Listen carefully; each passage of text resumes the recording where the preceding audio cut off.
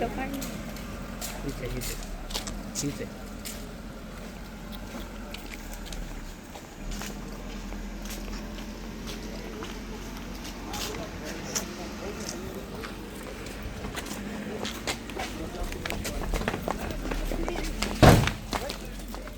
चला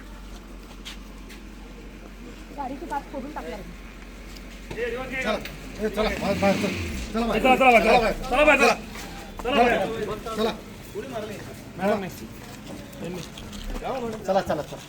या गाडीत तो प्रकार घडलेला आहे